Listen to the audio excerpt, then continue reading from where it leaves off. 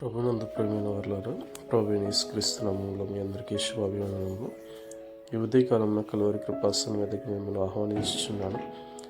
సంఖ్యాకాండము 29వ అధ్యాయము 12వ వచనంలో, మరియు 7వ నెల 15వ దినమున మీరు పరిశుద్ధ సంఘముగా కూడవలెను.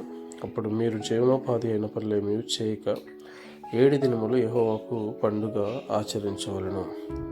ఇప్పటి వరకు మనము దేవుడు బలులు అర్పించే విధానాన్ని 7వ నెలలో కూడా ఎలా అర్పించాలో పరిశుద్ధ సంఘంగా కూడుకోవాలో తెలుసుకున్నాం. ఈసారి 7వ నెల 15వ దినమును కూడా పరిశుద్ధ సంఘంగా కూడుకోవాలి.